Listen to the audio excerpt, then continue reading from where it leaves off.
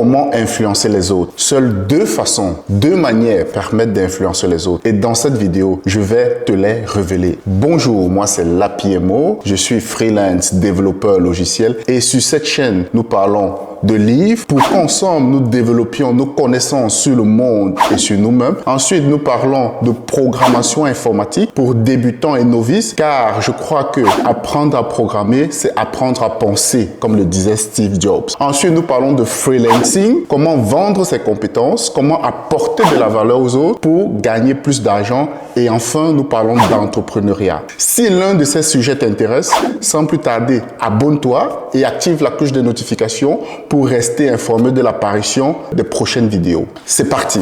Comment influencer les autres? Quelles méthodes mettre en place afin d'avoir de l'impact dans la vie des autres? Comment les influencer? Seules deux façons permettent de le faire. Ici, en fait, ça vient de l'idée du livre « Commencer par le pourquoi » de Simon Sinek. C'est un livre que j'ai lu il y a quelques temps déjà. La première façon d'influencer les autres, c'est de les manipuler. Mais le problème avec la manipulation, c'est que elle ne va durer aussi longtemps que l'objet de la manipulation existe. C'est-à-dire que du moment où l'objet de la manipulation disparaît, ou n'a plus effet, ou ne pouvez plus influencer cette personne. Exemple, une femme qui utilise exclusivement son charme pour influencer son compagnon ou son copain ou alors ses prétendants, ne pourra les influencer que lorsque son charme aura de l'effet. C'est-à-dire, du moment où elle perd son charme, elle n'a plus d'effet sur son prétendant ou sur son compagnon ou que sais-je. Pareil pour un homme. Un homme qui utilise principalement un mensonge pour avoir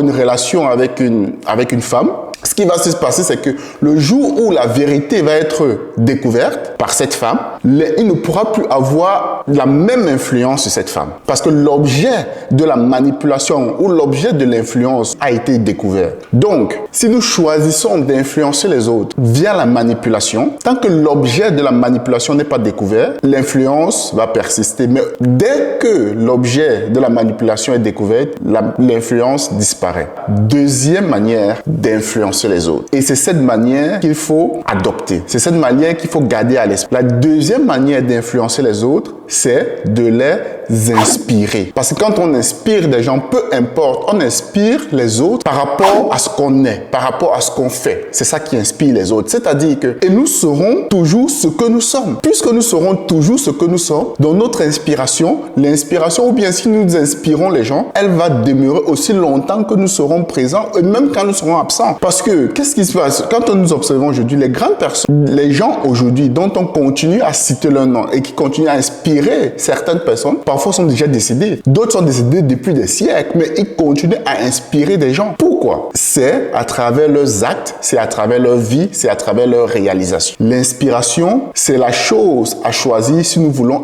influencer les autres. Si nous sommes un parent, la meilleure façon d'influencer nos enfants, c'est à travers l'inspiration, à travers ce que nous faisons quotidiennement. En neurosciences, il y a ce qu'on parle de neurones miroirs, c'est-à-dire que on a tendance à faire ce qu'on voit les autres faire, parce qu'on dit. Prenons l'exemple de Martin Luther King. Jusqu'aujourd'hui, il continue à inspirer beaucoup de personnes. On continue à citer son nom. Pourtant, il n'est plus là. S'il avait plutôt influencé les gens à travers de la manipulation, je ne suis pas sûr qu'aujourd'hui, il serait autant cité, par exemple. On parle de Nelson Mandela, c'est parce qu'il a inspiré les gens à travers sa vie, à travers les difficultés qu'il a traversées. C'est pour ça qu'il a été reconnu mondialement, qu'il est connu mondialement. Un autre exemple ici. Moi, l'une des personnes, il y a énormément de gens qui m'ont inspiré. J'ai principalement 3 comme ça personnes qui me viennent à l'esprit, qui m'ont beaucoup inspiré et qui continuent à m'inspirer. Un parmi eux est déjà décédé, mais il continue à m'inspirer. Il y a ici Jim Rohn. Jim Rohn m'a énormément inspiré. Son message, sa portée,